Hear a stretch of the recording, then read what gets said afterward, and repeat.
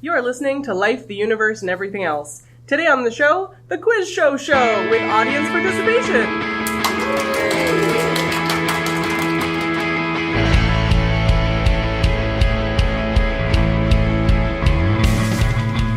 Life, the Universe, and Everything Else explores issues of science, critical thinking, and secular humanism.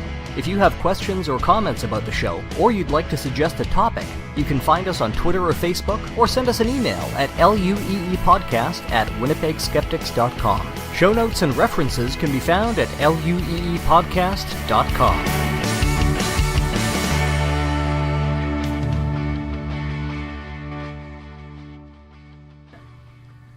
All right, so I'll be your host today. My name is Ashlyn Noble, and today on the show we have Lauren Bailey. Hi. Jem Newman. Hello. And Laura Creek Newman. Hi there. So we have each prepared a quiz. No one has told me what their quiz is about, and I have not told anybody what my quiz is about. Despite me asking like 10 times last night. So I am going to roll a d4. And we're going to go 1, 2, 3, 4. Whichever number comes up, that is the quiz that goes first. Oh, it's a virtual D4. 2. So my quiz is first. I didn't cheat. We would also like to have an audience member. We're going to switch it up in between each one, and you are going to be responsible for carrying the score for the whole audience. So hands up who wants to be our first audience member. Today, let's maybe tell them the quiz topic before they come up. So Sure. So my quiz is all about color. Any takers? Gonna start voluntolding someone. So the way I figured that we could do this is the audience member could come up and have a seat, and when it is the audience's turn to vote on their answer, because we're all going to provide answers, right? Then that audience member can take advice from the audience, and then they can decide whether to take that advice or go their own way.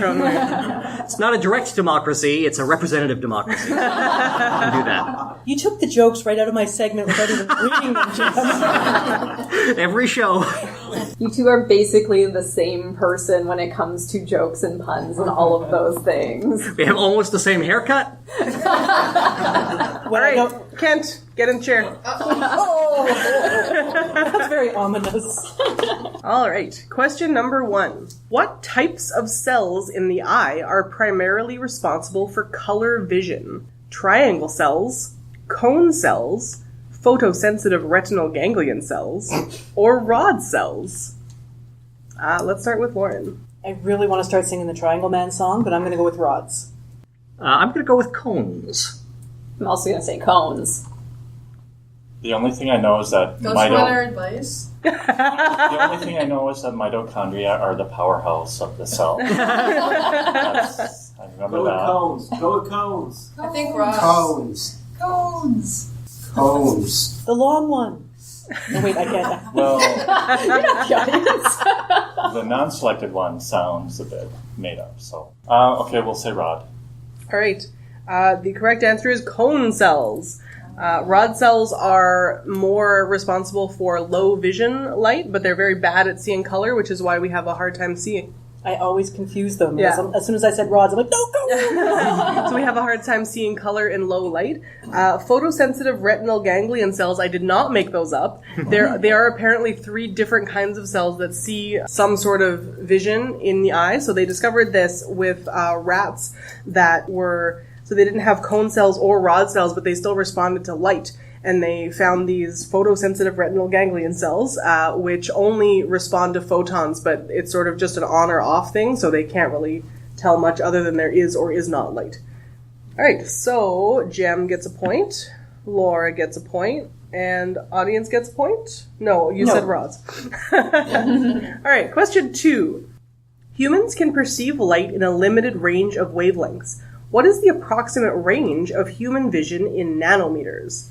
Is it A, 850 to 1200 nanometers, 275 to 800 nanometers, 100 to 500 nanometers, or 490 to 700 nanometers? These are all approximate. 490 to 700 was the last one? Right. It's that one. Laura? I'm also going to go with that one. Okay. I know you said words. There are lots of numbers in there, too. Numbers are words when they come out of your face. Well, Jem seemed really certain. I'm not going to try and game the system. Okay, we'll go with the last one, whatever it was. Okay, and Kent? And what was the... So they all said 490 to 700 nanometers. Just roll a D4, man. From my limited study of meteorology, I can see the graph with the little colors, bars going up, but I had like 0.5 stuck in my head, which maybe translates, maybe it's the wrong unit, right? Does anybody have any ideas? It would be 0.5 micrometers would be 500. Yeah, that's what I'm thinking, 0.5. Well, yeah, so what is 0.5 micrometers? 0.5 micrometers would be 500 nanometers. Do you believe him? That's how I preface it. For once. Right. So if that's the conversion, yes, I'll go with that answer. Okay, everybody's going with D, 490 to 700 nanometers? You are all correct. Yay! Thanks, Everybody Jem. gets a point. I am currently studying chemistry and talked about the photoelectric effect on Thursday. It's that one. All right. I have that image in my head too, but it has numbers on it. Perhaps Jem should give his answer last. We always rotate it to make it fair. Except the audience went last both times there, right? Well, I think the audience always gets to go Audience last. gets the advantage. We hadn't said that out Okay. loud, so I just want audience gets the advantage. Yeah. While I was doing research for this quiz, I discovered that there are real colors and there are also impossible colors. Real colors are colors that can be produced by a physical light source. Any additive mixture of two real colors is also a real color. So which of the following is a real color? A, reddish green, B, cyan, C, bluish yellow, or D, octarine? We're starting with Laura. So which one is a real color? Okay, I don't even know what octarine is. I'm imagining like it's nectarine colored, maybe? I think it's a the stone. eighth color. It's the color of magic. It's the color of magic. An 8-sided nectarine, that's what Perfect. Oh, that'd be delicious. Go with that. Well, hell, I'll just go with octarine because I don't know. Okay. Cyan. Okay. Cyan is real, yes. And audience. Just the word association, I think of the Crayola box, and I don't know if I'm imagining a cyan, or was that burnt cyan? Yeah, C-Y-N-K. Cyan is in the box? Yeah. See? We'll go with cyan. All right, cyan is correct. So that's Jem, Lauren, and audience. Yes, octarine is the color of magic from the Terry Pratchett Discworld book. Reddish green and bluish yellow are what are called impossible colors. So they're opposite on the wheel, opposite-ish. And so there are YouTube videos where you can supposedly trick yourself into seeing reddish green or bluish yellow by sort of antagonizing the receptors in your eyes that are supposed to see one or the other. You can also see these colors apparently by staring at like a really bright color and then looking at the opposite color. It can sort of superimpose so you can see these impossible colors. But from one light source, it is impossible to see reddish green. It's brown. All right. What is the difference between purple and violet? Is it A, violet is a spectral color with its own wavelength on the visible spectrum of light, while purple is a composite color made by combining red and blue? B, on the color wheel, violet is closer to red and purple is closer to blue? C, the only difference is linguistic? Or D, RGB displays can create monochromatic violet light, but not monochromatic purple light? Jem again, I believe? Hey, me. No? Sorry, again? Okay. Well, according to a friend's art professor, there is no purple and there is only violet, and you may not mention purple in her class. Yep. But I'm going to go with the first one. Okay. I can reread the options at any time. So the second one was purple is closer to red and violet is closer to blue? Violet is closer to red and purple is closer to blue. Oh, that seems wrong. Yeah, like I feel like the first one and also maybe all of them. I don't know. Yeah, I'm gonna go with Lauren here. The first one. Okay. What is the first one again? Violet is a spectral color with its own wavelength on the visible spectrum of light, while purple is a composite color made by combining red and blue. I don't know. I kind of want to just go with linguistic. I'm going to go with linguistic. Okay. Roses are red. No, that's not going to help. See, violets are blue. Violets aren't red. Yeah. Audience? Linguistic. Oh, Hands up. Show of hands, guys. Yeah, show of hands. A And the confidence there, okay. A. and C. Oh, What about linguistics? We're saying A. Oh, they're even. They're even. And they're People are screaming A more. I think the linguistics covers A as well. So, Well, Rainbow's colors, yeah. red all the way up to indigo and violet. Yeah, it goes Roy One of G. I Biff. believe you. A, he says A and I believe him. Okay, so you're going A? Yes. Okay, A is correct. So purple is a sort of a combination of two different colors that each have their own wavelengths, but violet has its own determined wavelength on the spectrum. Or range of wavelengths. You were correct to be confused because I didn't mix up on B. Violet is closer to blue and purple is closer to red. So Damn I straight. switched those to make a wrong answer. And also, I can't believe nobody called me on this, the RGB displays thing. So RGB stands for red, green, and blue. Those are the three monochromatic colors it can create. I think we called you on it as nobody ever thought that was True, an answer. but I can't believe Jem wasn't like... All right, so I need to give who a point here? everybody but me. All right. Laura's just going to take the opposite standpoint. Well, I still stand by it is in real usage. It is linguists that That's get fair. best. That's fair. All right. But we're pedantic. I know. But the rules of the speech game in this context means that linguistic means a nonsense difference, whereas A means something that maps onto reality. I suppose. I'm a descriptivist, Feel not a that prescriptivist. French for So. purple. Yeah, exactly. There you go. I believe it is also French for violet. I'm just happy that somebody else outside of our little group gets to see Laura's podcast face. That's the one. That's the one. Whenever Jem or I starts on a tangent. No, I'm pleasant for you. Until it's 11 o'clock, you're like, get out of my house, baby. Pretty much. All right, here's a nice simple question. Why is the sky blue? Is it A, because of reflections from the ocean? B, oxygen and nitrogen scatter blue wavelengths more widely, so more blue light gets to our eyes? C, all other wavelengths are absorbed by particles in the atmosphere, so only blue gets through to our eyes? Or D, all wavelengths reach our eyes equally, but because our eyes are more sensitive to blue, we perceive the sky to be blue? Newman. B. Yeah, the oxygen and nitrogen one, that was B, right? Yeah. Yeah. Let's go with that. Audience. From my limited study, I believe that is correct. Yay! Everybody knows why the sky is blue. It is called Rayleigh scattering. It is. Although I did hear the first one growing up. Yes, I did. Reflection of the I heard that one a lot too. Wouldn't it be like brown or green over land then? Yeah, like Yeah. we don't have blue water here. It breaks down pretty quickly when you think about it critically. I was 3. Indigo was once one of the most precious dyes in the world. It is difficult to dissolve and requires a multi-step dyeing process. A synthetic version is still used today as the color used to dye most blue jeans. So there's a lot of people here wearing indigo. When was indigo first used to dye cloth? So the oldest piece of cloth that we have that was dated, we don't know for sure, but this is the oldest piece we have. Was it 500 years ago, 1,000 years ago, 3,000 years ago, or 6,000 years ago? Laura. It's going to be fun. You get to cut these pauses out of the podcast. Lauren. Oh, yeah, Lauren Lauren. does. I do not edit this thing. Oh, that's a tough one.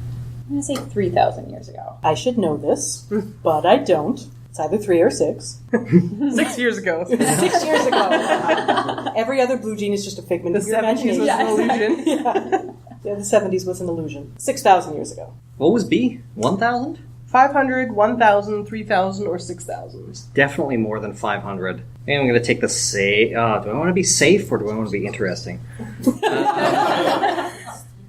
Those are definitely opposites. Yeah. I don't know.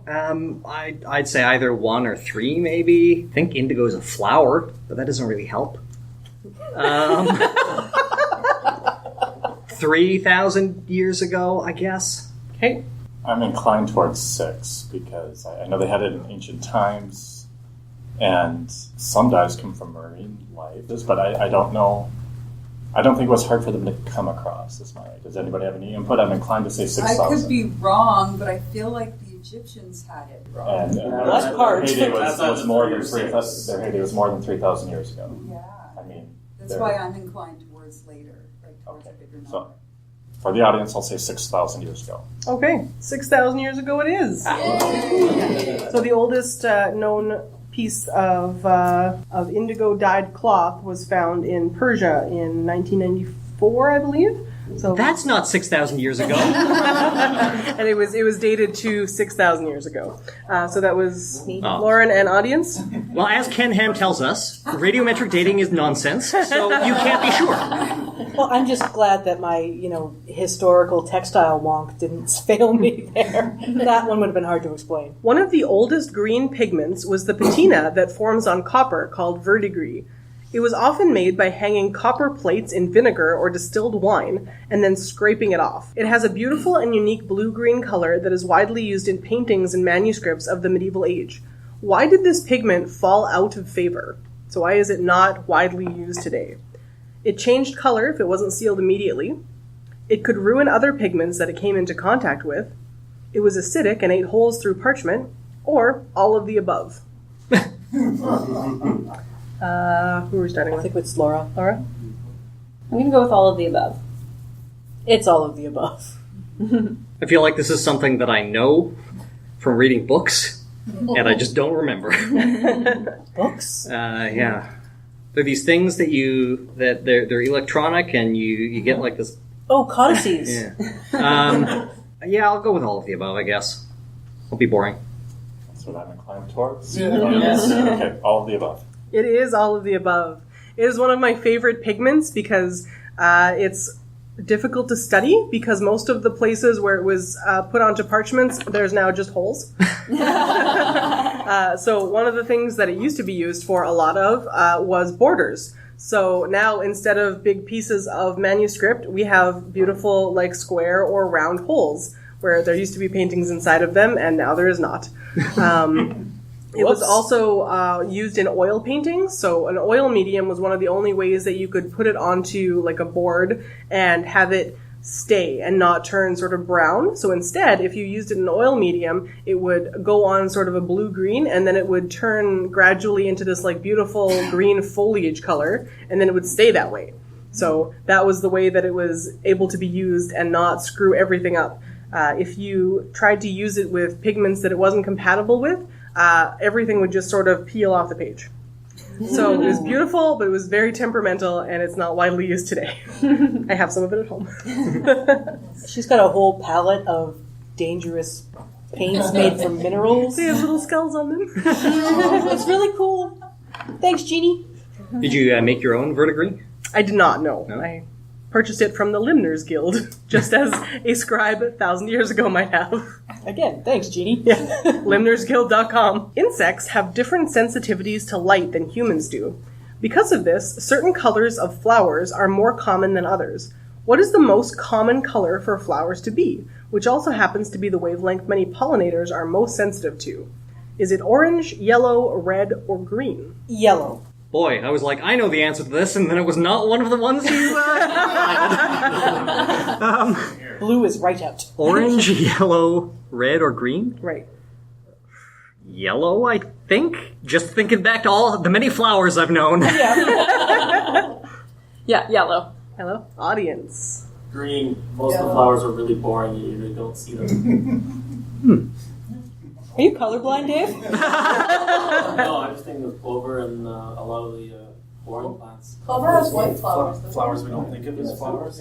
Yeah. I stand by it. Yeah, clover flowers are not the clover leaves. Yeah. Well, dandelions are yellow and they're always getting pollinated. That's a good point. I think part of the key is when she said that it has to do with the spectrum that the insects see, and pollinating insects see in ultraviolet too. Yes. So when she says green and he's backing it up with green there, I'm thinking that might be the case, actually, with ultraviolet leading. Wow. Well, so the definition of green is a specific nanometer definition that we see as green, and right.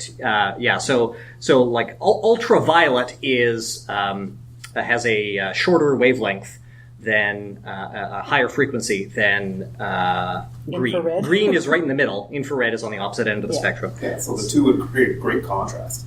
So is it a Or I could layman's be definition of overthinking a this. flower like we think of a flower? In which case I think yellow, right?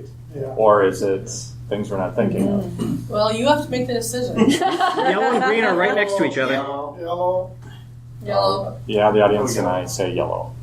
The audience and you are correct. Did everybody say yellow? Yes. But in the immortal words of the great sage Harry Chapin, flowers are red and green leaves are green. Okie doke. Jem, were you thinking white? No, I was actually thinking violet because I knew that many insects can see in the ultraviolet violet spectrum. So I'm like, well, I'm sure a lot of things like are violet and ultraviolet as well. We're just not aware of the extra ultraviolet. Yeah. Apparently yellow by far worldwide the most common color for flowers. Blue I leaves never thought common. about it. White would not actually be considered a color because it is not an individual area on the spectrum. It is, I don't know if I'm stepping All on any of colors combined. Captain Pedantic. Yeah. I was going to say it eventually if he didn't, so... All right, 2 questions left. Then you're off the hook, Ken. 2 of the most common pigments for orange and orangey yellow paints throughout history were orpiment and realgar. Both are also extremely toxic, and realgar in particular was even sprinkled around homes to ward off snakes. What gives both of these pigments their color and their toxicity? Is it mercury, lead, arsenic, or uranium? Oh, I think we're starting with Jem. Oh, great. pick your poison, literally. Yeah. What did you name them again? Orpimic and Railgar? Orpiment and, realgar. Prince Railgar Targaryen. Realgar. Trying to think if there's some way that helps me, and I don't think that there is. Orpiment. Orpiment. It's a new flavor from Orpiment. Yeah. Boy. I don't know. Arsenic. Let's go with arsenic. It was mercury, lead, arsenic, and uranium. Changed my mind. I'm going to go with lead, I think. I'm going to go with mercury. Audience. Do we say arsenic? Yeah. Go with arsenic. We say arsenic.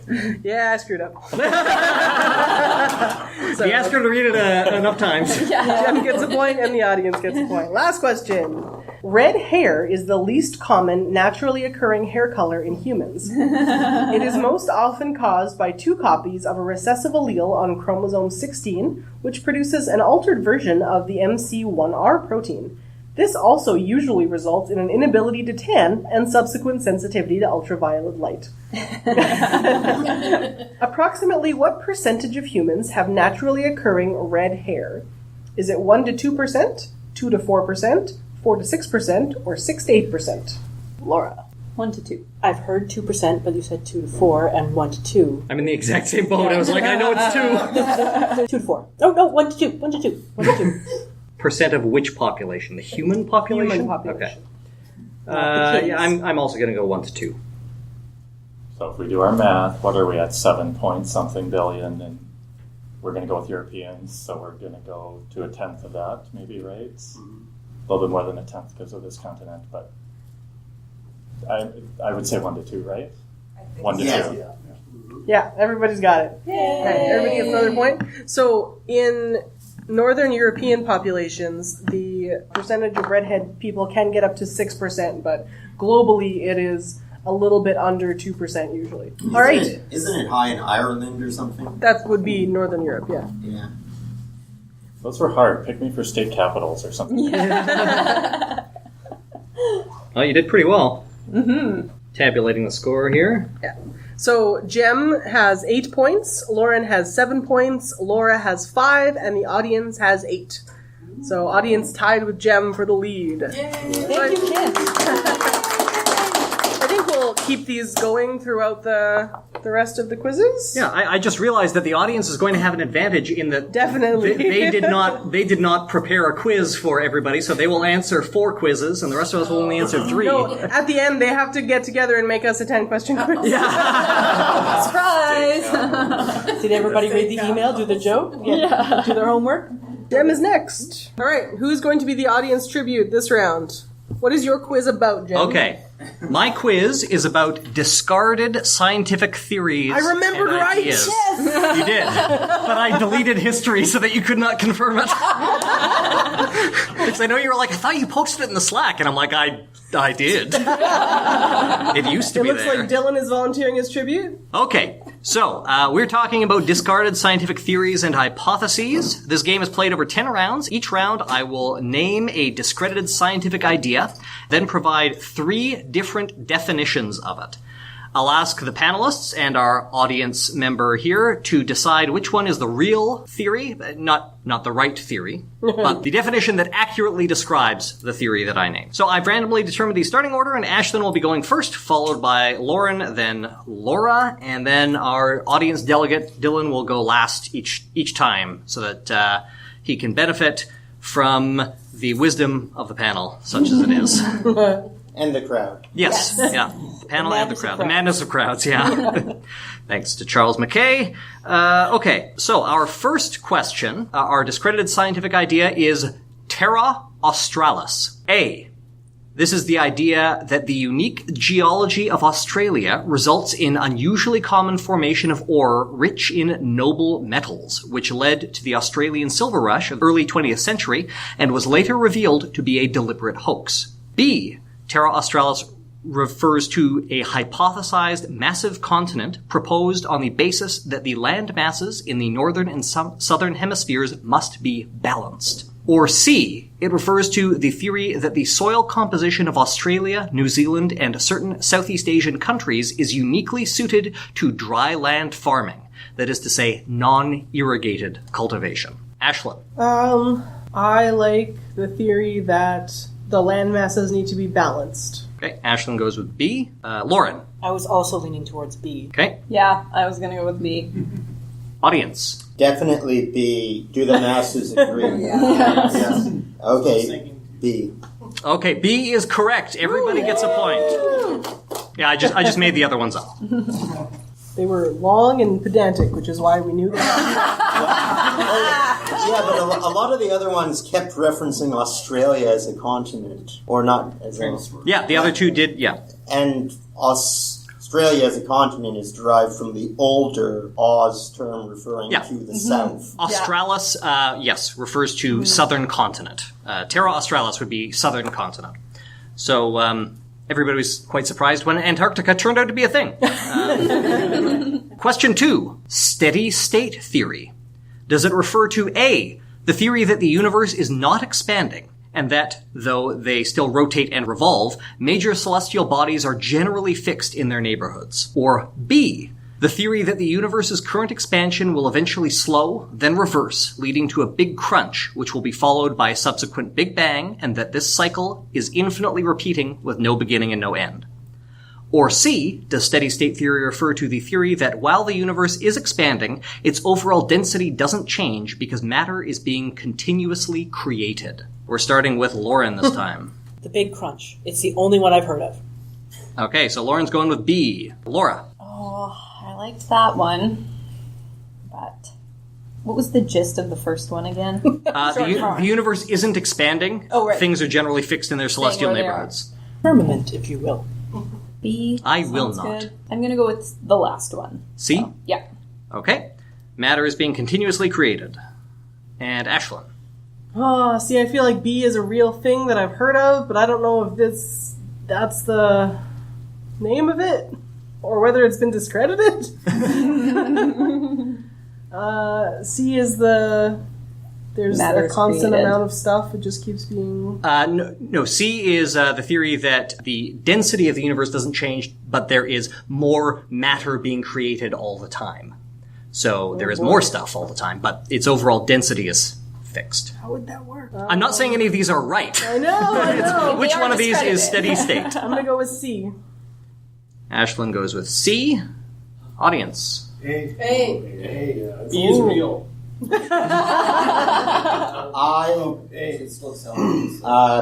I'm glad the constituents agree with my position. I'm going with A. With I A. think the audience Okay. is gonna scoop us. Yeah, no kidding. The actual answer is C. Yes!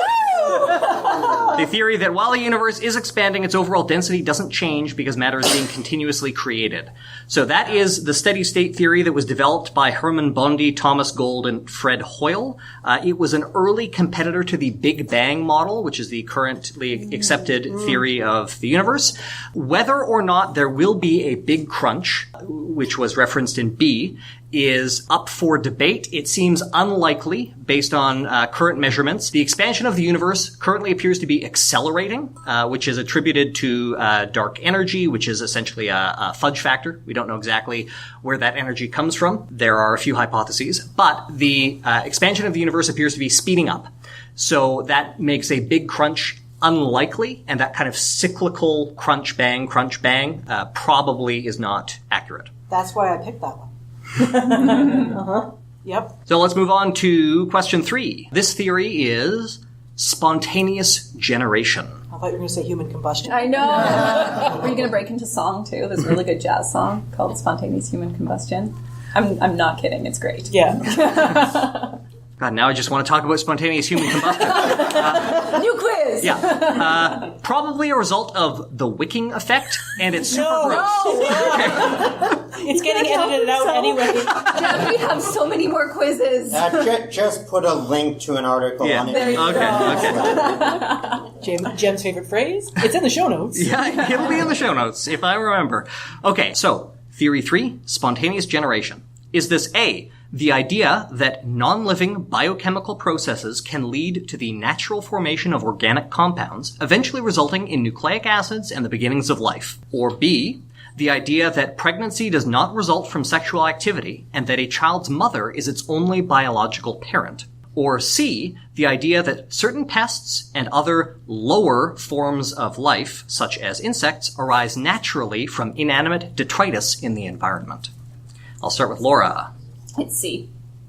Okay, Ashlyn. See, I feel like A and C are so similar, I want to pick both of them. Because both of them are basically animate stuff just comes out of inanimate stuff. Aren't they? So the idea of A is that chemical processes can result in living material. Okay, then definitely C. It's like the peanut butter thing. Yes. Okay. C. And audience. Hey, you didn't do Lauren yet. Oh, I'm sorry. Lauren. C. Audience. C. I'm going to go with the masses and say C. Okay, the collective has spoken.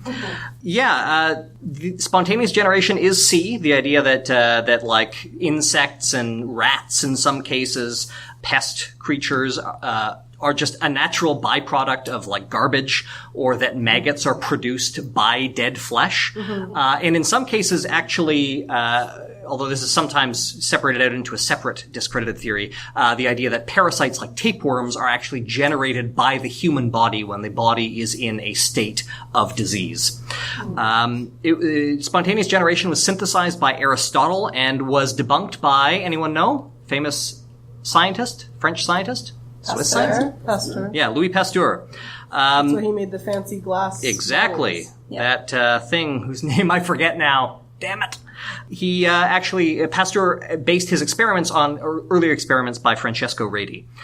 Can anyone identify the other two theories by name? The one I think is abiogenesis. Yep, Yeah. abiogenesis or biopoiesis, the idea that life arose from non-life. And the second one, anyone? Asexual reproduction? Yeah, the second one is just something I stole from Pat Rothfuss's second novel. And final. Yeah, he'll get there eventually, maybe. I don't know. He can't possibly fit the rest of that story into one book. The Wise Man's Fear and The Name of the Wind are excellent books, and I recommend people read them. There will never be a third one. And we cry. Okay, theory 4, maternal impression. And we're going to start with Ashlyn here. Is maternal impression A, the 18th century practice of divining a child's personality based on the shape and curvature of a pregnant woman's belly? Whoa. Or B, the belief that certain birth defects and congenital disorders are the result of strong emotional stimulus in the pregnant mother? Or C, the belief that female intuition is stronger among women who are ovulating or pregnant? B sounds like some Scientology bullshit. I'm going to go with B. Lauren. I'm also going to go with B. Laura. B. Audience. C. B. B is correct. This belief was common in the 19th century, just like all sorts of other misogynistic medical beliefs. Blaming the mother for the way their kids turned out is, I don't know, something that's still going on, I guess. In fact, Joseph Merrick, the famous elephant man, believed until he died that his condition was caused by the fact that his mother was knocked over and frightened by an elephant. Theory 5 is diluvianism. Ooh. Is it A, the belief that modern geological features are best explained by a literal global flood as described in Genesis 6 through 8? B, the theory that flooding in Roman provinces in the Fertile Crescent was a major contributor to the fall of the Western Roman Empire? Or C, the theory that the gradual concentration of salt and other minerals in the soil of floodplains kick-started early life on Earth? Lauren. A. Laura? I'm going to go with A, too.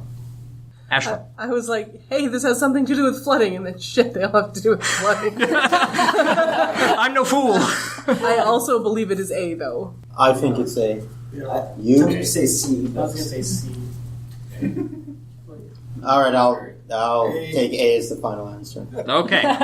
It is A. Everybody gets a point. Yay! We gotta break this somehow. Yeah. Diluvianism is also known as flood geology, and the other two are just things that I made up. As far as we know.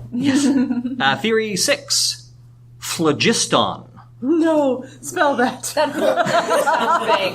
Phlogiston theory. Phlogiston. Can you use it in a sentence? I'm about to use it in 3. One of which we wrote.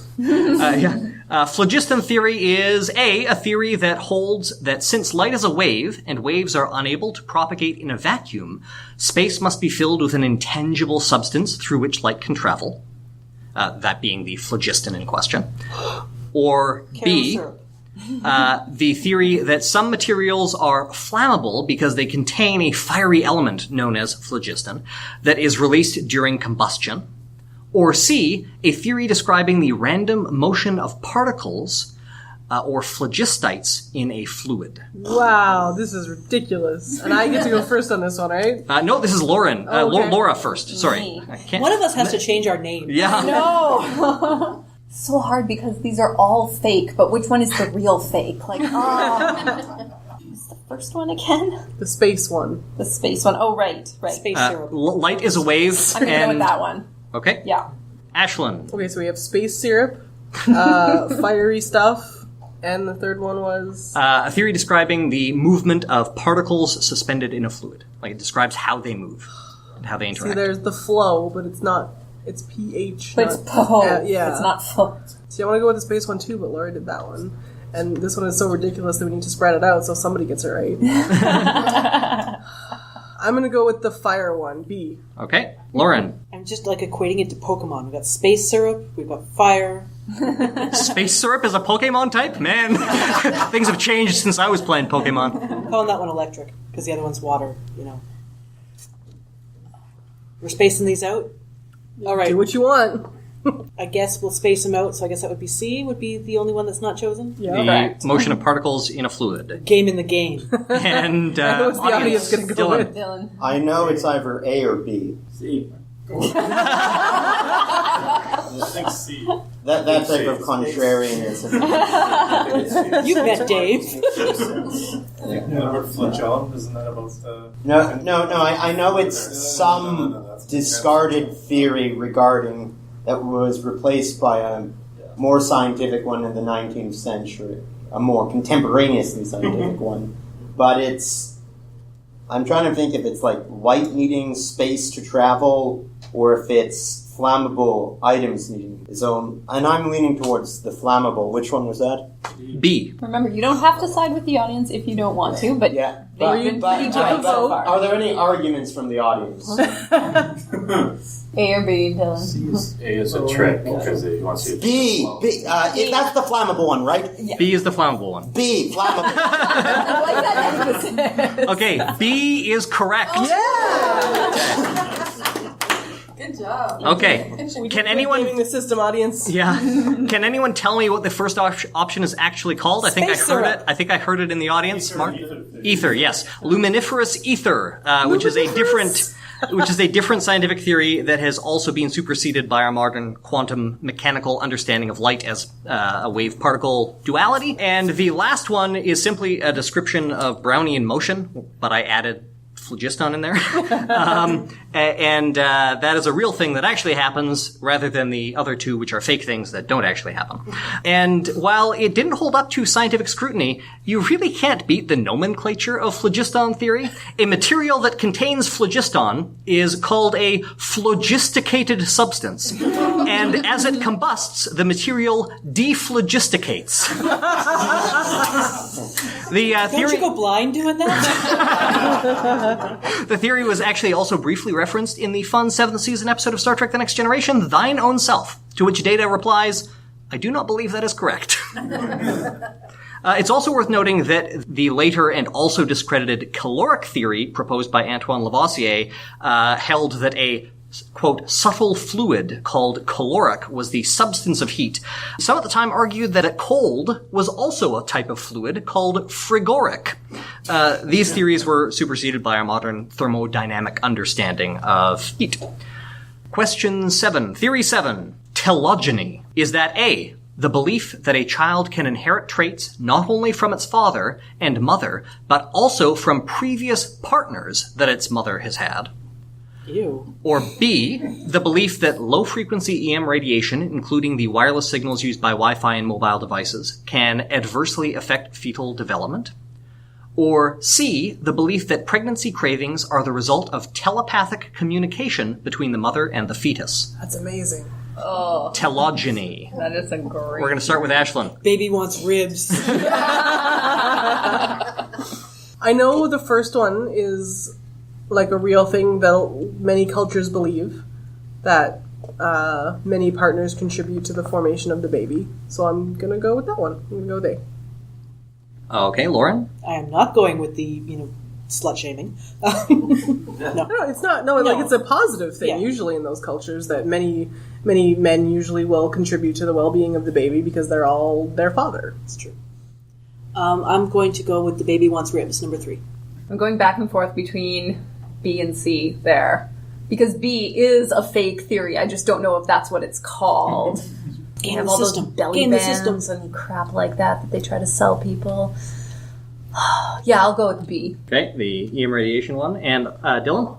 I think it's the entire reproductive history influencing the traits of a offspring. So A. Okay. A is correct. So now, I thought it was interesting, that little side discussion between Ashlyn and Lauren, because telogeny, at least in recent European history, has been fairly horrendous. It has been a way of combining the sexism of maternal impression, discussed previously, what with women and their emotions being responsible for any problem with the baby, with a whole lot of racism. What racism, you might ask? Well, to quote from the Textbook of Human Physiology, 4th edition, published in 1888, quote, "A white woman who has had children by a Negro may subsequently bear children to a white man, these children presenting some of the unmistakable peculiarities of the Negro race." Ew. So this argument, which often flies under the banner of racial hygiene, was deployed in Nazi Germany, and over the last decade, observers in post-Soviet Russia have raised concerns that these ideas are resurgent in the Russian Orthodox Church, and in Putin's government itself, with Anna Kurnetsova, the Russian Federation's children's ombudsman, endorsing this view. Oh, God.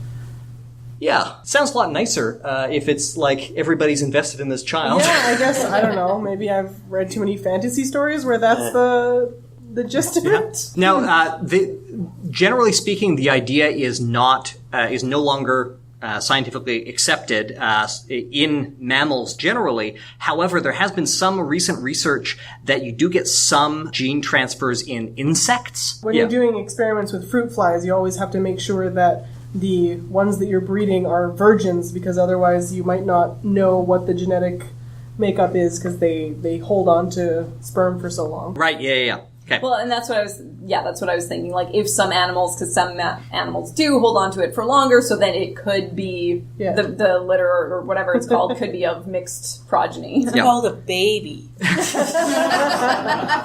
So that's enough of a tangent now. Yeah. Humans are not those animals, though. Okay, we're getting to the end. Theory 8. Miasma theory. Ooh. Is this A, we're going to start with Lauren here. Is this A, the belief that disease was the result of night air and foul odors? Or B, the theory that children born when certain nebulae are visible in the sky will suffer ill luck? Or C, a theory positing that urban populations of the 19th century were hardier than their rural counterparts as a result of exposure to coal smoke, which had a, quote, salutatory effect? A. Lauren's going to go with A. Laura. I'm also going to go with A. Ashlyn. A. It's the theory that Jon Snow helped to discredit. I think it's A. A is correct, and yes, Yay. I'm aware that Jon Snow is not just a character in George R. R. Martin's Song of Ice and Fire, and was in fact a physician as well. He knew nothing. Yeah, he knew that miasma theory was incorrect. Let's go to theory 9, physiognomy, or physiognomy if you want to pronounce that G, which I don't. Is it A, Laura, physiognomy? Is it the idea that a person's character can be accurately judged from their physical appearance, especially their face? B, the idea that the workings of the body are governed by the balance of 4 distinct bodily fluids, black bile, yellow bile, blood, and phlegm? Or C, the idea that the number of appendages in certain radially symmetric marine animals, such as cephalopods and sea stars, is determined by tidal pressures? What was the first one again? A person's character can be accurately judged by how pretty they are. I'm going to go with that one. That's horrifying. I can't believe you endorsed that idea. Ashlyn. I believe it is A. You can judge your personality by your face. Okay, Lauren. A. And Dylan. I'm going to go with A. With A? Okay. Do you agree? He's dispensed with getting it by You're the delegate. You get to make the choices. It is indeed A. Physiognomy is also called anthroposcopy and is closely linked to eugenics and phrenology. Mm-hmm. And we mentioned it in our eugenics show. Yeah, people remember. The humors theory. Yes. So B is the theory of bodily humors or humorism. Bodily humans. Yeah, I made up the symmetric marine creature thing. Yeah, so physiognomy. It's wrong. Remember, you can't judge a person by its cover. Unlike a book, which obviously you can and should judge by its cover. How else are you going to judge a book? What an absurd idea. And our final discredited scientific idea, number 10, the Plum pudding model. And we're going to start with Ashlyn this time. Is that A, a geological model associating the distribution of certain ores with specific sedimentary layers. B, an early atomic model which held that the atom was a collection of negatively charged electrons held inside a spherical cloud of positive charge. Or C, a 16th century English dietary model which championed the healthfulness of suet, cognac, and dried fruit. So I guess I'm going to go with A again. You randomized them, but Lauren. Randomness is clumpy. that's what I'm fond of saying, yep. B. Which one is the electron in the positive cloud? That is B. I'll go with that one. Okay, audience. B. Let's do a vote. I am going, having heard from the constituency, I am making the executive decision as a knowledgeable representative that it is B. That is B. Going the for atomic Parliament, model. Dylan. Yeah. B is correct. So I will quote J.J. Thomson, the originator of the theory. The atoms of the elements consist of a number of negatively electrified corpuscles enclosed in a sphere of uniform positive electrification. That's everybody here. How did we do? Lauren with 7. Ashlyn with 9. Laura with 8. And audience with 9. Oh, wow. I made it too easy. There were some other discredited scientific ideas that I didn't manage to work into my segment, including emission theory, which sounds kind of gross, but it's the idea that vision is accomplished by rays of light that literally shine out of your eyes, which is an ancient Greek belief. And rain follows the plow. Anyone heard of that one? So that's a 19th century theory of climate that was popular in both the American West and the Australian outback. Basically, places where indigenous populations were being displaced by white people at an alarming rate, that held that homesteading and agriculture, as they are brought into arid regions, the climate mellows and becomes more humid. So agriculture actually brings rain. It's a weird form of agricultural manifest destiny. Okay. Take it away, Lauren. What is your quiz about? Well, I have a whole preamble, but Jem posted it at the start of the show. So we've got some great energy in this room today. And you know what else has really great energy? Crystals! Yay! Okay, that's totally not true. But the pseudoscience about crystals perpetuates through both celebrity endorsements and some New Age practices. So for my quiz today, I'm going to name and describe a crystal, and you have to guess part of the meaning from 4 possible choices, because there's so many different meanings for different crystals. Fair warning, I'm using some obscure ones because that delights me. Okay. So we've got our audience surrogate. We've got Scott here. He gave one of our talks here earlier at SkeptiCamp. All the meanings and quotes that I have in my quiz is pulled from crystalvaults.com. Your mileage may vary depending on the source that you follow, or the phase of the moon, or whatever makes the most money. So let's get started. Question 1. Blue John fluorite is one of the oldest varieties of fluorite in the world. It's found only near Castleton in Derbyshire, England. Prized for its unique purple blue and cream yellow color, it also has distinctive veining and banding patterns created by filmy inclusions of petroleum millions of years ago. So, Blue John fluorite helps with A. Calming and easing depression. B. Travel and personal growth. C. Energy and new starts. D. Easing the pain of broken bones. Ashlyn. Travel and personal growth. Jem. Depression, I guess, because it's blue? Laura. Broken bones. Scott.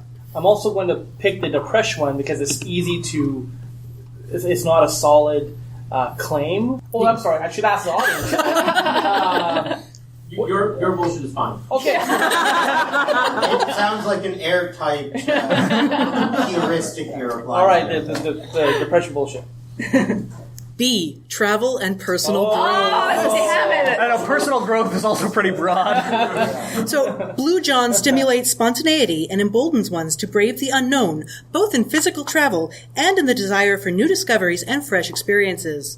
Blue John encourages altruistic pursuits, enkindles trust, and helps one make good decisions. Ooh, enkindles. Enkindles. These are not my words. It is a useful ally for getting oneself out of bad situations and can lend the courage needed to effect permanent change in one's lifestyle. That's a powerful crystal. It's really cool looking, too. It's got stripes of blue and white. Wow. Question 2. Ranging in color from light pink to light violet, Kunzite is a stone of emotion connecting the heart to the mind and stimulating a healing communication between the two.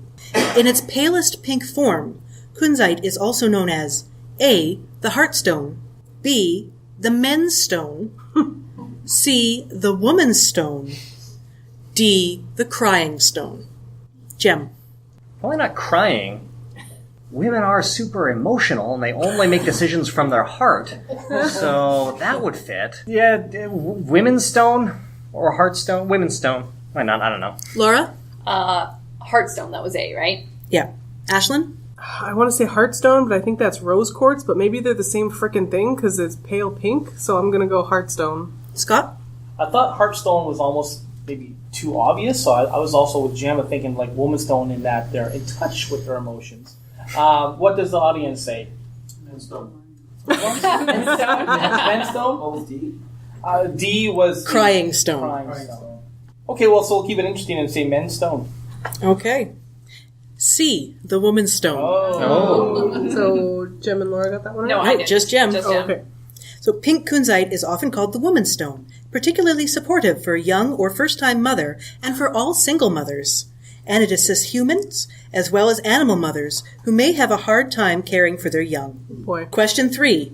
Picture jasper, that's Picture, jasper, I'm picturing jasper. Go on. is a form of brown jasper that is characterized by natural forming scenes and landscapes caused by veining and occlusions from petrified mud. They're really cool. Yeah. That does sound really cool. Picture jasper does not help with A. Connection to the consciousness of the earth. B. Protecting the holder during shamanic journeys. C. Bringing forth hidden emotions to heal them. Or D. Guiding the holder through dangerous terrain. It helps with literally everything else other than this one thing. Laura. It does not help guide you. Ashlyn? The shaman thing. Jem?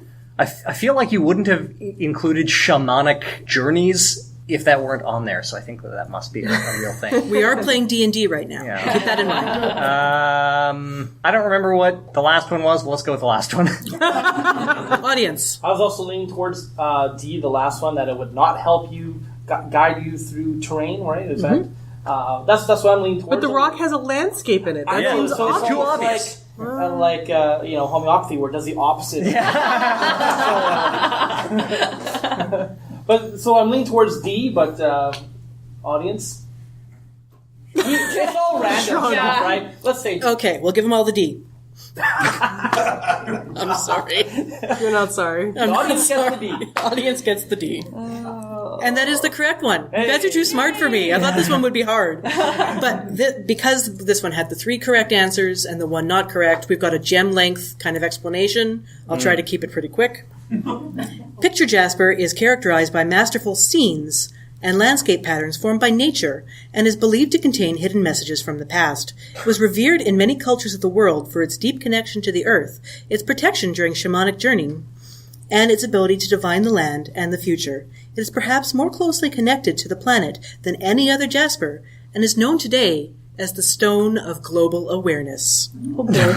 Highly attuned to the Earth's electromagnetic fields and energy systems, Picture jasper provides a remarkable ability during meditation to merge with the consciousness of the Earth. There's more to that, but I'm not going to get into it because we're short on time. A nurturing and protective stone, Picture jasper brings comfort and alleviates fear. It instills a sense of proportion and harmony, enlivening one's creativity and initiative, and is a marvelous talisman for bringing hidden emotions to the surface for healing. Question 4. An Inuit legend claims that labradorite is a fallen portion of the Northern Lights. It is usually gray-green, dark gray, black or grayish-white, and is composed in aggregate layers that refract light as iridescent flashes of peacock blue, gold, pale green, or coppery red. Labradorite, when displayed in a workplace setting, A. brings money to the business. B. engages part-time and temporary workers with the company. C. helps office plants survive longer. D. purifies the air. Right, we'd use all of those in our office. Holy moly. Ashlyn, back to the top of the order. Purifies the air. Jem? I like the idea that it's like some sort of like company engagement stone. They're really pretty. They would draw people in. Yeah. HR would like it to be B. I'll go with the one that engages temporary employees. It's hilarious. Laura? I am going to go with makes plants live longer. Scott? That's also what I was thinking, was makes plants live longer. That seems very holistic. Come on, man. Just come with the spread so we can get Well, I'm not I'll go with my gut on that one. It's all bullshit. Well, Jem and his HR wins this one. Oh my god! I did not think that was correct. That sounded so ridiculous. As a workplace stone, labradorite brings out the best in people, making work life more congenial. It encourages courtesy and full attention to the customer and assists part-time and temporary staff in becoming fully involved in a company. It's the miscongeniality of rocks. It's really pretty. It is really pretty. I've got some big chunks of it. This site also sells stones, don't forget. Yeah. So if you're a business and you want your temporary term employees who are not paid well to be really dedicated to you, don't give them job security. Just give them a frickin' rock. Question 5. Purple jade is a variety of jadeite. It's one of 2 distinctly different minerals that share the name jade. The other, nephrite, or nephrite, is a calcium-magnesium silicate. Jadeite is a sodium aluminum silicate. It's hard and lustrous, it's rarer than nephrite, and usually more expensive. It occurs in various colors, and We're talking about the purple variety here, because each different color has its own interpretation. So purple jade is a stone of what feeling? A, sadness. B, ecstasy. C, mirth. D, anger. Laura? Mirth. Ashlyn? I would like the purple one to be ecstasy. Jim? Ashlyn is my closest competitor, so I will go with ecstasy. I was going to go with ecstasy anyway. Audience surrogate. I was also going to say ecstasy. I believe purple is associated with that color. Yes? Oh, we're going with color theory. I know, right? Purple is associated with that color. That's Got it. But what about violet? Violet. So I'll go with ecstasy. Laura's right. It's mirth. Yay, I got one! So purple, Everybody's on the board. purple jade is a stone of mirth and happiness. By purifying the aura and dispelling any negative feelings or attitudes, it allows for spontaneous joy of life to fill the soul and spill over to others. Oh, you're really selling me I on love it. crystals. Yeah. The humor evoked by the stone enhances appreciation of the divine order in all things. It's great that you're driving all of this merchant traffic to this website, Lauren. Her capitalization, like, you guys can't see these quotes, it's just amazing. Random words like divine. Or the only divine that needs a capital is the drag queen. Question 6. Hiddenite is yellow-green. It's a thing. Hiddenite is the yellow-green to green variety of the silicate sputomeni, and is named for William Earl Hidden, who discovered it in 1879 in Alexander County, North Carolina. He discovered it and then immediately hit it. Yes. Hiddenite helps to A, dissolve literal heart blockage, B, dissolve metaphorical heart blockage, C, dissolve anger, D, dissolve other minerals.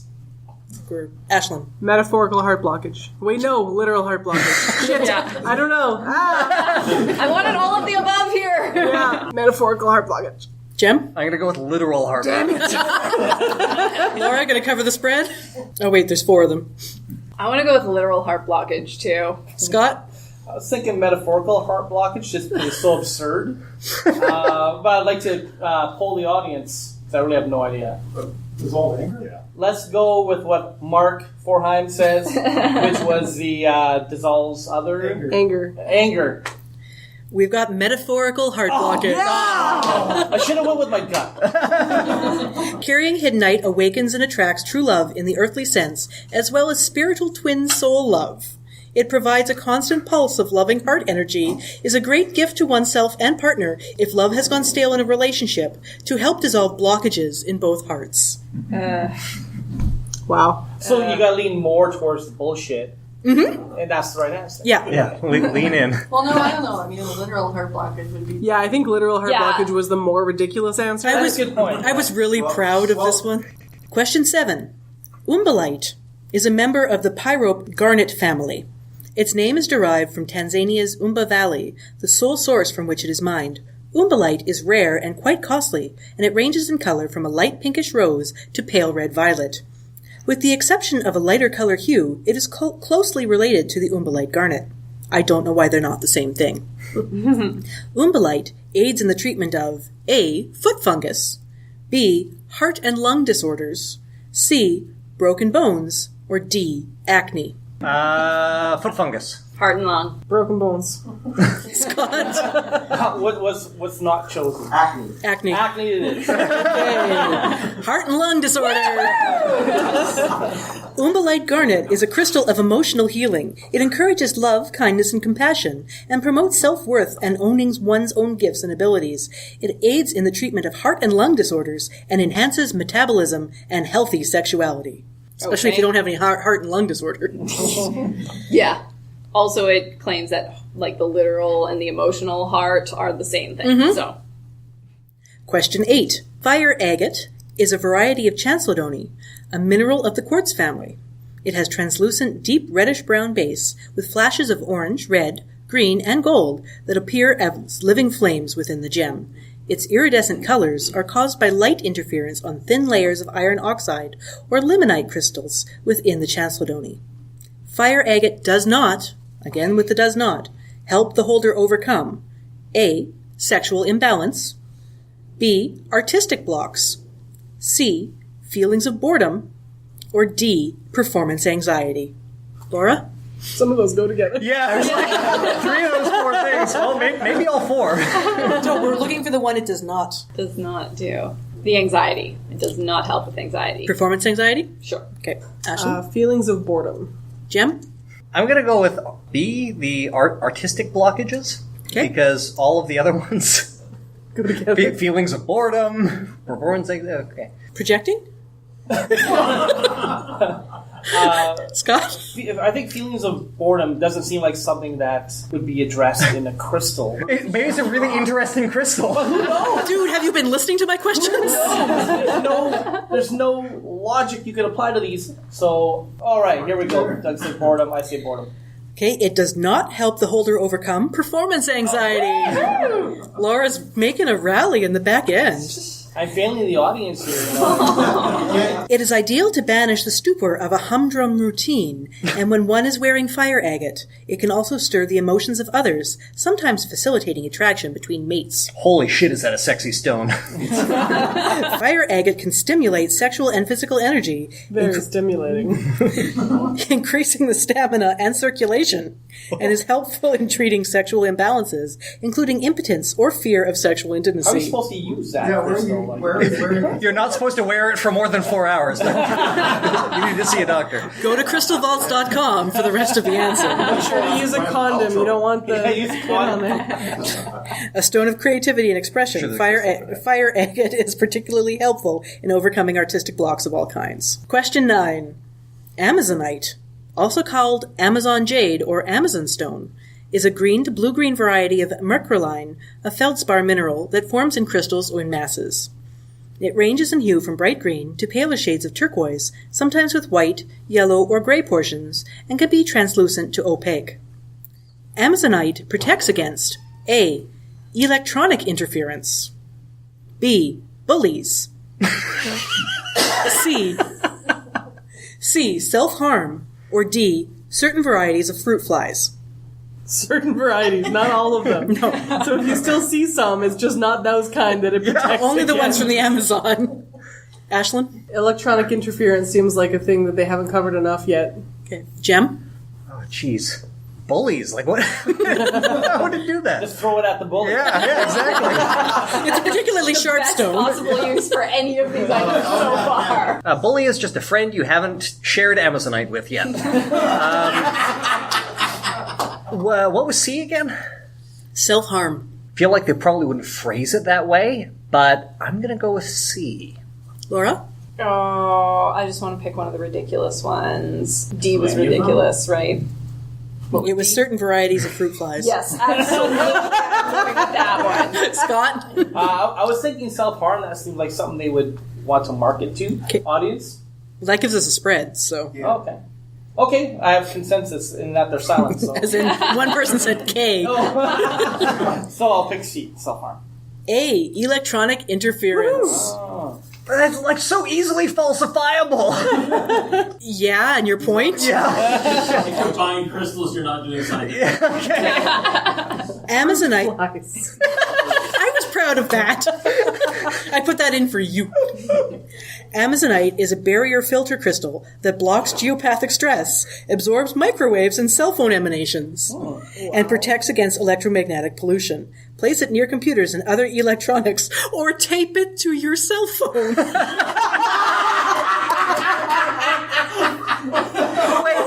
no, hold on. That wouldn't help with interference. That would make interference worse if it's absorbing all of the... I'm sorry. I'm crying. Question 10. Heliodor is the yellow variety of the beryl family, generally referring to the greenish yellow crystal, but includes all yellow, yellow-green, light green, and brown beryl. Heliodor helps alleviate A. Irritable bowels, B. Irritable stomach, C. Irritable nerves, or D. Irritable podcasters. Irritable itch. Ooh, okay. Who are we at? I don't know. Irritable bowel. Jem? B. Stomach? Yep. Laura? I'll go with nerves. Irritable nerves. Let's go itch. Yeah, go ahead. Yeah, I want that one. Hedwig and the angry Heliodor. Heliodor is a hope stone, alleviating irritability and nervousness. Yay! Irritable nerves. And providing relief from heavy burdens and immense pressure. It brings stability and optimism. All right, Laura wins this round.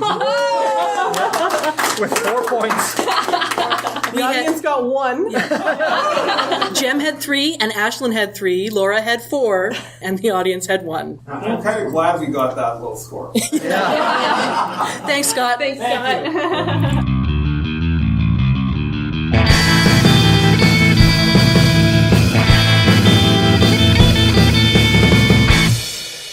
So we only have 1 more quiz to go. Yep. Laura is lucky last, and we need 1 more volunteer from the crowd. Is this Dave volunteering himself? Yeah. He's standing up. Let's go. If you want to know, the quiz is about historical food guides and dietary recommendations. Not old historical, like recent history. So the 70s Canada Food Guide? We're going like first half of the 20th century. Okay.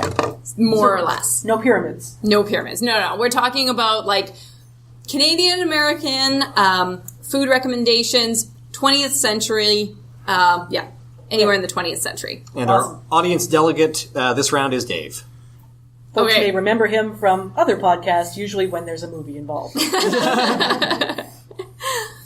All right, this one should be pretty quick and simple.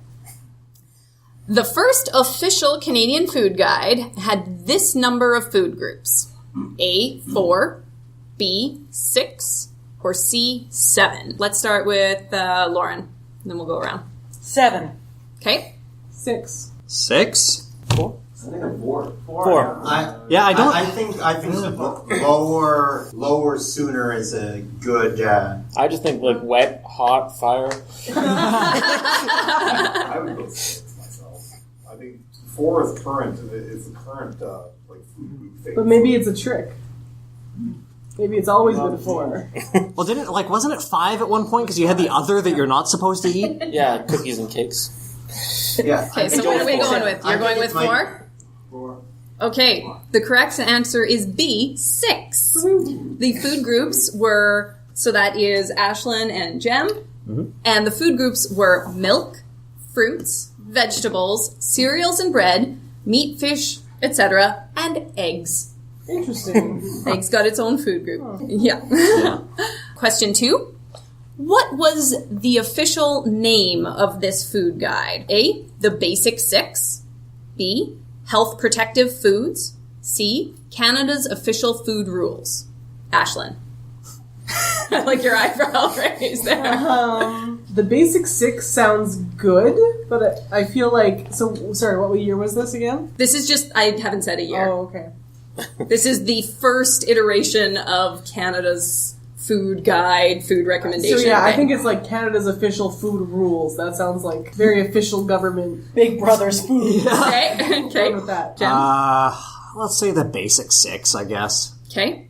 Sounds like a really boring Tarantino movie. Lauren? Basic 6 sounds too modern and hip, though. Yeah.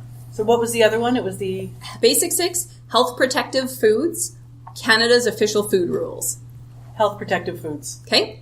Audience? I think Health Protective Food sounds way too modern. Food rules. Yeah. It's so authoritarian. It's Canada. It's Canada's Official Food Rules, Yeah. 1942. Well, it was during the war. We had to have Health Protective Foods was the subtitle of that. I got a half close. point for that. Half a point. Very close, but I put that in there on purpose. You minx. Yes. All right. In the first official USDA American Food Guidelines, which food had its own food group? A, butter. B, eggs. C, cheese. Ooh. What? Jem first. So, butter or eggs or cheese. cheese. Which part of omelet is its own food group? That's super weird. I would definitely choose cheese. I don't Should eat have seen eggs. how excited he got over a Costco coupon for cheese. Oh God! It's Balderson's double smoked cheddar is amazing. Answer the question. Okay. So we've already done We already did eggs as their own separate food group. Maybe Canada and the US copied each other or something. Butter seems a little much that it would be its own food group, especially since you put it on anything. You put it on everything anyway, so why would you even need to be told? Let's go with cheese. Cheese is weird though because there's been a huge uptick recently in cheese being, as we've discussed on the podcast, cheese being pushed in the US. I'll go with cheese, whatever. Okay. Eggs. Eggs. Ashlyn? I'm torn between eggs and cheese. Have an omelet. It'll be Yeah. Eggs, as we said, was mentioned before, but maybe she didn't mean to tell us before what the groups were. No. I'm going to go with eggs. Audience, Dave? Cheese. Eggs. This is America. The other one was Canadian. This one is American. Yeah. It is. I just can't see them really... Wisconsin is in America. Yeah, but I can't see them dividing butter and cheese into a separate category, but that's kind of enzymes. ridiculous. Well, I think it's... So I'm going to go with eggs. You're going to go with eggs? Go with eggs. Okay. It's butter! I'm not even lubrication? Yep, it is butter.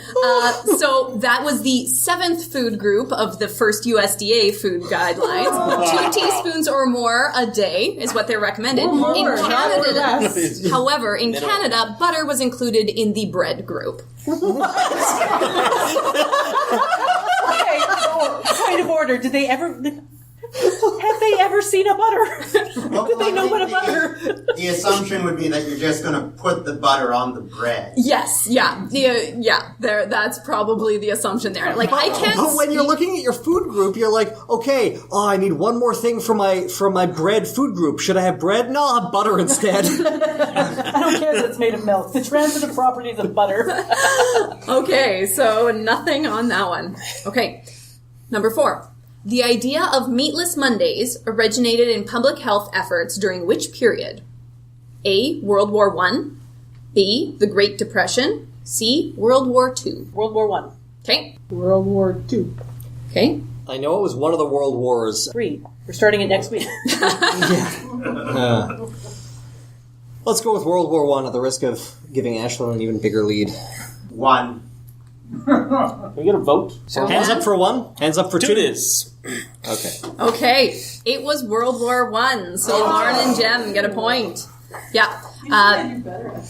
Meat was reserved for the troops, and so alternatives like cottage cheese and legumes were highly encouraged on a lot of propaganda posters. The implementation of structured food guide systems in both Canada and the US were formally implemented for which primary reason? A. Prevent prevalence of newly discovered chronic diseases. B. Improve numbers of people fit for military service. C. Improve dietary balance during wartime rations. Improve the number of people who could go into military service. Okay, Jem? I concur. Okay. Yep. Okay, audience? Well, I guess they're both kind of evil. We got a consensus. I'm going to go C. With C? Yeah.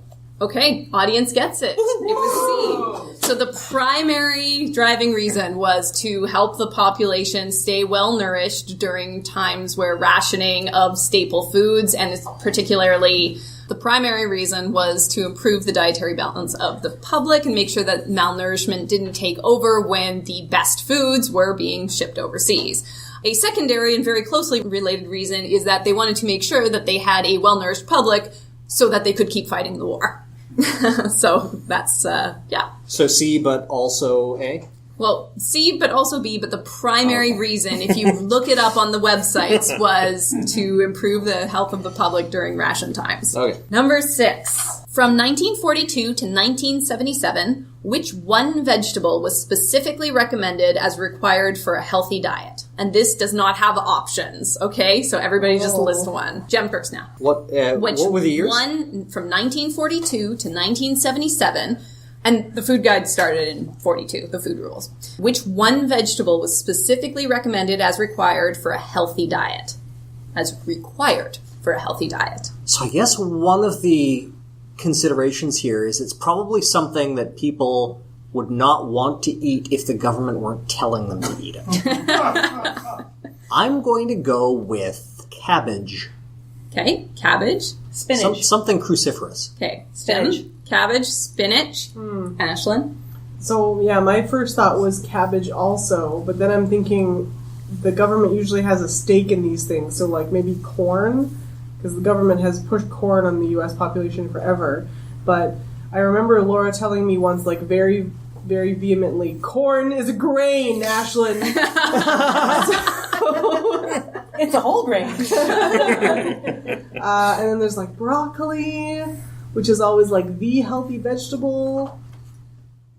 It's very closely related to cabbage. Yeah, I'm going to go with broccoli, just so I'm not the same as Jim. Okay. So we have cabbage, spinach, broccoli, and audience. What do you say? I'm thinking potatoes. Just the sheer prevalence of meat and potatoes being a thing in the 50s, 60s. Yeah. Potatoes? It was potatoes! Oh, that's hardly a vegetable. I concur. I've argued that for years. Something you get out of PEI.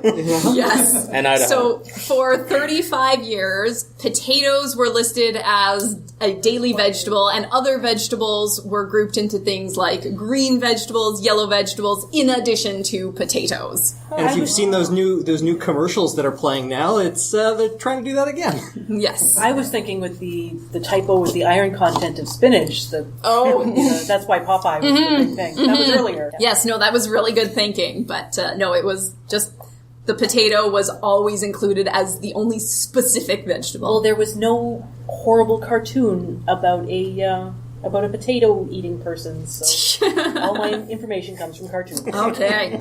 So from the first USDA food recommendations that were published in 1916, the consumption of sugars was recommended to be about 10% of calories, a very similar recommendation supported by Health Canada and the World Health Organization today. Is this true or false? True.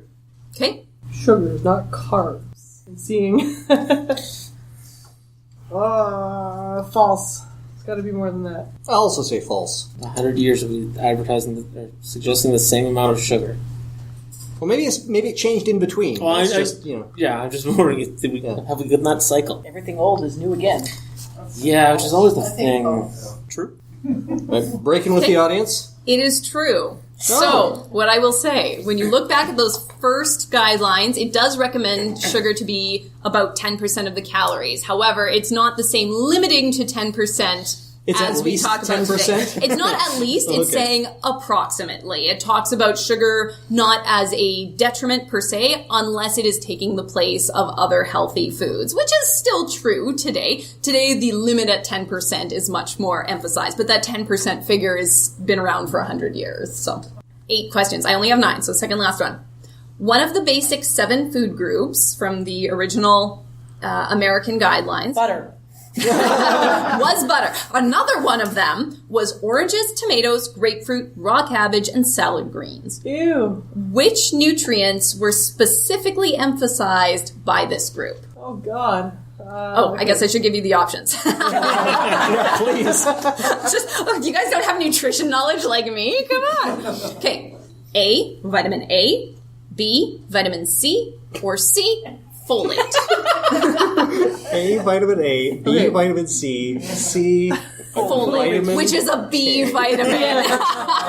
Okay, so there was tomatoes, cabbage. There was oranges, tomatoes, grapefruit, raw cabbage, salad greens. Oh, man. Yeah. Sounds like a lovely salad. Vitamin C. Okay. Oh, I feel like it should probably be something bitter. I'm not aware of cabbage being high in vitamin C. Me neither, but oranges aren't high in folate as far as I know. Yeah. This guideline could also be wrong. That's very true. Well, when did they figure out the folate connection anyway, though? I think that was not... I think it was more recent. Yeah. Do you want the year of this food guide? Sure. Would that help? I'd given my answer, so... Yeah, no. Okay. Vitamin A... Vitamin... Is there a period after that? Carrots aren't in there. Not that carrots are... Well, whatever. Answer the question. C. Vitamin C. Okay. So B, vitamin C, B, vitamin C. C is vitamin B. Okay. Is vitamin C. Lauren? A. Okay. A is A. A is A. I had to remember that for audience. Tautologies are tautological. Vitamin C. Yeah, when in doubt, always prevent scurvy. What's the year of the food guide? 1943. Yeah, we're definitely fighting scurvy. So vitamin C? Okay. It was B, vitamin C. Yay! Now, I'm going to put a lot of qualifiers on this. So wait, I got that one right, and the audience got it right? Audience. Yeah, so Lauren is the only one who did not. However, I'm dying here, apparently. so of course we think oranges, grapefruit, citrus fruits, good source of vitamin C, absolutely. Raw cruciferous vegetables like cabbage have some vitamin C in them. Tomato has some vitamin C as well. Salad greens do not. Actually, salad greens, especially if you're looking at like dark romaine lettuce or red lettuce, actually have more vitamin A than they do have vitamin C. Oranges are a really good source of folate, actually, and dark leafy greens are too, so depending on what your salad is made out of. And things like potato and strawberries have a lot of vitamin C but are not included in this group. So based on the foods, I think they're going for vitamin C, but honestly, their science behind that is not very good. But potatoes you don't eat raw, and vitamin C denatures pretty easily with heat, right? It does, but that doesn't mean that it's all gone necessarily. Of course, you're supposed to have potatoes with every meal anyway, so... Right. So this one was a hard one because looking at it going, I see what they're going for, but I think that they're not doing a great job with that. But we also have to look at what people were eating at the time and during ration times as well. All right, good. Last question. Starting in the 1960s to 1970s, the focus of nutrition guidelines shifted from A, the emphasis on the importance of milk to the importance of cereals and breads. B, the emphasis on liver to the emphasis on fortified and enriched foods. Or C, the emphasis from minimum consumption targets to overall daily consumption targets. And I think we're starting with Lauren on this one. B. B? Because liver used to be the thing, and now it's... Okay. No organ meats. I'm going to go minimums to daily. C. Okay. I'll be honest, I just realized that in about 3 minutes, Ashlyn is going to ask me what we're talking about next time on the show, and I have no idea. So I stopped paying attention. So it's like every other day at home. Okay. All right, we're bringing this in. Yeah, okay, I'll pick A. Okay. Whatever that was, that's the one that I missed. Dave, you're going to win this anyway, so what's your answer? You read the options over. Distracted. Okay. Well, I want to say that one's like 80s. 60s, 70s sound, that's just wrong. Yeah. So the first one was from milk to cereals and breads. Second was from liver to fortified and rich foods. Third one was from minimum consumption to daily consumption targets. I like the change from milk to grain, so let's do that. Okay, the answer was C. The original food guides, when they were put out, were minimum consumption targets and assuming that people would eat more than what was listed on there. And in the 60s and 70s, they switched it to this is what you should eat in a day. There's with maximum targets and that as well. Awesome. All right, thanks for playing my food guide game, guys. Lauren got 2, Jem got 3, Ashlyn got 4, and the audience got 5. Woo!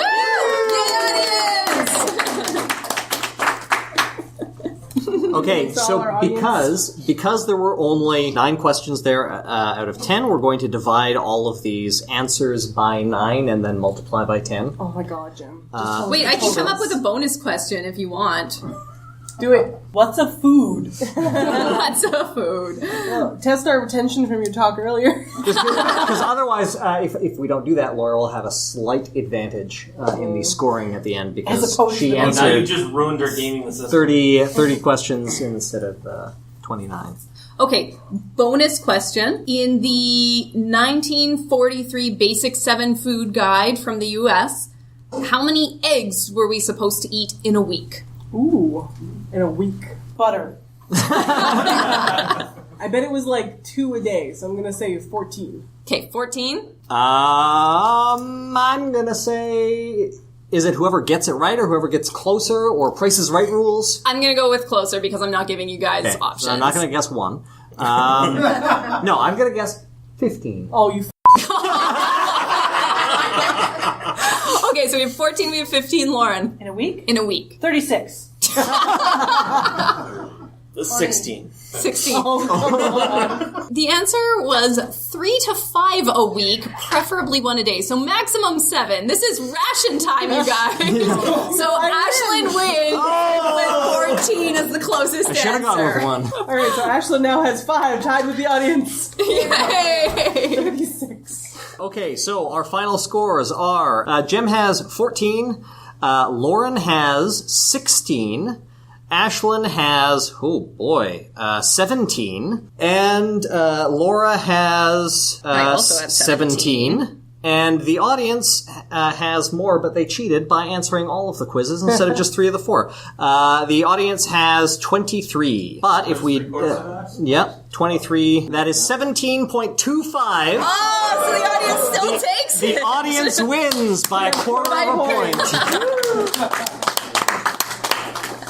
All right, well, thanks for joining us today, everybody. We had a great time.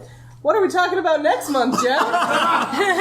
You know what? Next month, I think we're going to take some listener requests. We've had some requests for topics come in, so I think we'll do a bit of a grab bag. So if there is something that you want to hear us talk about, audience in the room, or audience listening to this in a month when it comes out, please let us know. You can find us on Facebook or Twitter, or send us an email at LUEEpodcast@winnipegskeptics.com. We'd love to hear your suggestions. Awesome job, everybody. Have a good night.